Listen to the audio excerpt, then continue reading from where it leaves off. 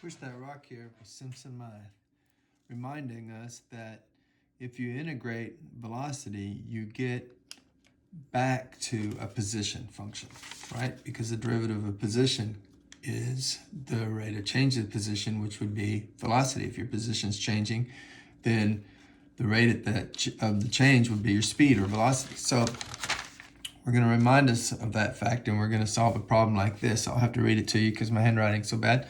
But an object travels on some straight line with velocity, and here's our velocity. So the velocity is given by this quadratic equation in meters per second.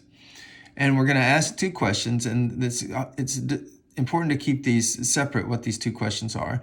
But the first question is, what's the object's displacement or position relative to its starting position after 3 seconds? Okay. And the second question is, what's the object's distance after 3 seconds? Now I'm going to start with this one.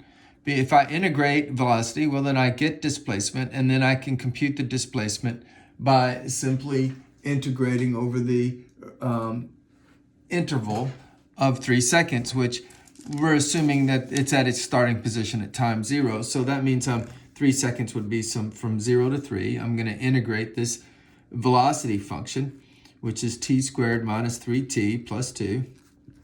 I'm going to integrate that with respect to time. And it's easy to just use power rule term by term. We get 1/3 t cubed minus 3 times 1/2 t squared plus 2t from 0 to 3. And I put in 3, and I get 1/3 times 3 cubed minus 3/2 times 3 squared plus 2 times 3 minus put in 0. But if I put in 0 every time, in this case, we got to be careful about this. But yes, this time when I put in 0, I will get 0 because every t will be 0 and it'll go away. So this is 1/3 times 3 times 3 times 3 minus 3/2 times 3 times 3 plus 6. So that goes away. So I have 9, and I have 9 here, but I have 3/2 of 9. Oh, well, let's see. Let's just deal with it this way. This would be 9 minus 3/2 times 9. How many? This is 2/2 of 9, right? So, because that's just a 1. So 2/2 minus 3/2 is a negative 1/2. So I have a negative 1/2 of 9. And then plus 6, of course. So that's a horrible number. It was at negative 4.5. So negative 9/2 plus 12/2, we get 3/2. So, and this was in, velocity was in meters per second, so this must be in meters. So it's 3/2 meters away from its starting position.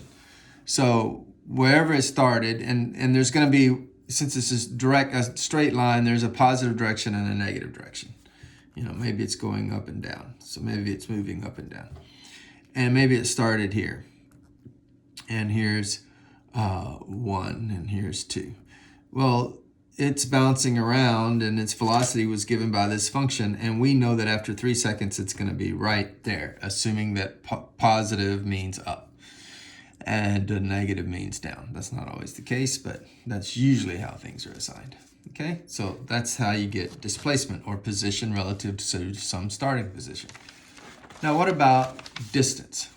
Distance is a different story, because distance is how far you actually travel.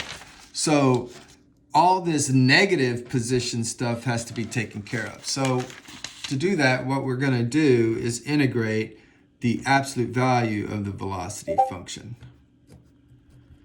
over the relevant interval. That's going to give us distance.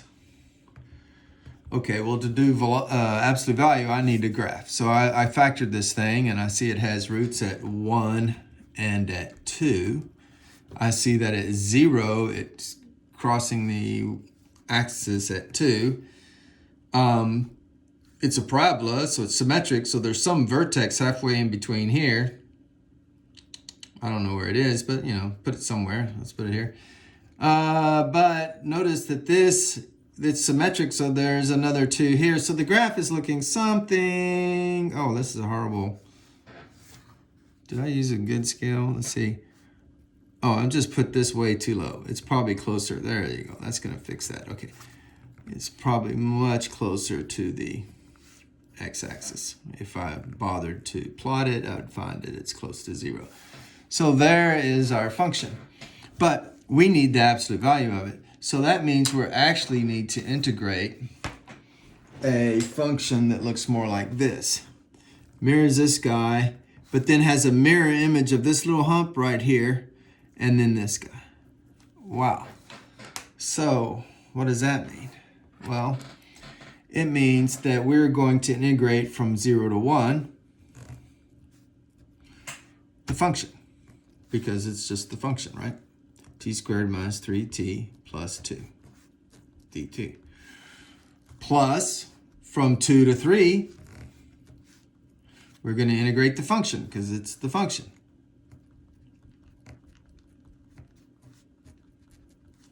But from 1 to 2, we're going to integrate this red curve, which is the reflection of this black curve here over the x-axis. So in other words, the opposite of that. So negative t squared plus 3t minus 2 with respect to time.